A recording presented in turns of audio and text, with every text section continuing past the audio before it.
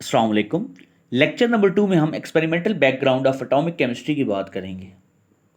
Student, English chemist John Dalton वो पहला chemist था जिसने डेमोक्राइटस के थॉट एक्सपेरिमेंट को साइंटिफिक थ्योरी में कन्वर्ट किया और उसी को हम जॉन डाल्टन की एटॉमिक थ्योरी कहते हैं।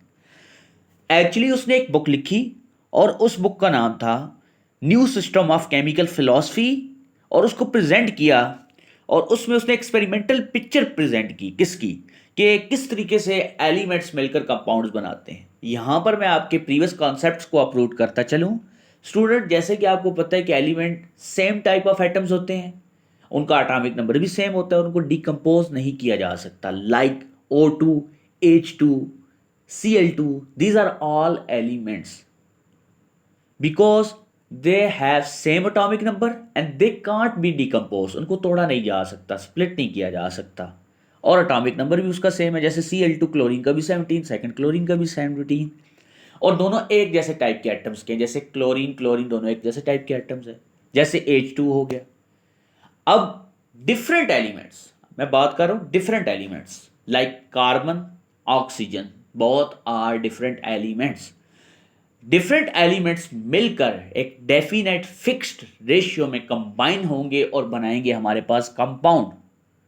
और जब कंपाउंड बन जाता है तो जो एलिमेंट होता है वो अपनी आइडेंटिटी लूज कर देता है। जैसे कार्बन सॉलिड स्टेट में पाया जाता है लेकिन कार्बन डाइऑक्साइड अब गैस फॉर्म में पाई जाती है, तो एलिमेंट अपनी आइडेंटिटी लूज कर देता है। तो कंपाउंड जो होता है उसकी फिक्स्ड डेफिनेट रेशियो होती है, शार्प मेल्टिंग बॉइलिंग पॉइंट होता है और प्रॉपर हम उसको एक फार्मूला के साथ रिप्रेजेंट करते हैं। तो स्टूडेंट्स, जो बुक थी जॉन डाल्टन की उसमें उसने बताया कि कंपाउंड जो होते हैं वो किस तरीके से एलिमेंट से बनते हैं। फिर जो दूसरे केमिस्ट आए कुछ, ल्यूजिक उसका में आता है, अमीडो, एवागेड्रो, आपने सुना होगा एवागेड्रो नंबर, 9th क्लास में आप पढ़कर आए हुए एवागेड्रो नंबर, जिसकी वैल्यू 6.02 10 रेज पावर 23 होती है।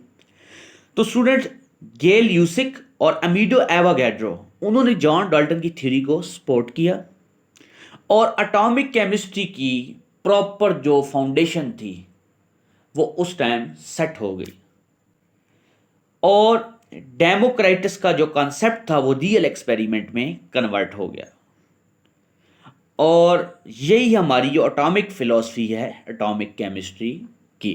तो ये था स्टूडेंट हमारा आज का short lecture. Next lecture very very important है, तो स्टे ट्यून रहिएगा। उसमें हम स्टूडेंट्स मैक्सवेल डेमोन्स एक्सपेरिमेंट को डिटेल से देखेंगे और उसका सोल्यूशन भी हम देखेंगे। तो next lecture very very important, long question, board point of view से न्यू बुक है, न्यू सिलेबस है, इसलिए हमें हर एक टॉपिक को सीरियस लेकर चलना है because this is a federal board. तो experimental background of atomic chemistry को जल्दी से मैं लेक्चर को रिकैप करता हूँ, फिर आपसे इजाजत चाहूँगा नेक्स्ट लेक्चर तक।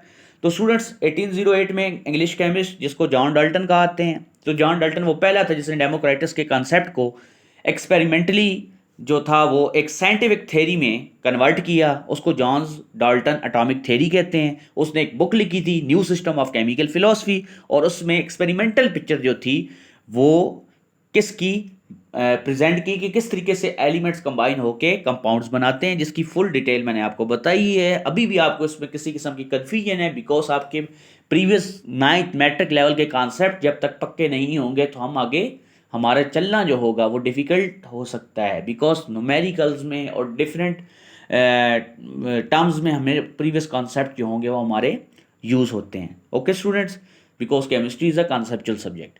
फिर ल्यूजिक आ गया, अमीडो एवागेड्रो आ गया, उन्होंने भी इस थ्योरी को सपोर्ट किया और ये बहुत बड़ी बात है। और फिर आपको पता है कि उसके बाद फिर एटॉमिक केमिस्ट्री की फाउंडेशन जो थी वो उसकी लेट डाउन हो गई, मतलब उसकी बुनियाद रख दी गई। तो ये था हमारा आज का lecture, lecture number 2, experimental background of atomic chemistry. Previous lecture भी देख लीजिएगा जिन्होंने अभी तक नहीं देखा और चैनल को सब्सक्राइब कर लीजिएगा ताकि नेक्स्ट लेक्चर जो हैं वो आप लोगों को सीक्वेंशियल ऑर्डर में मिलते रहें। इजाज़त चाहूँगा। अल्लाह हाफिज़।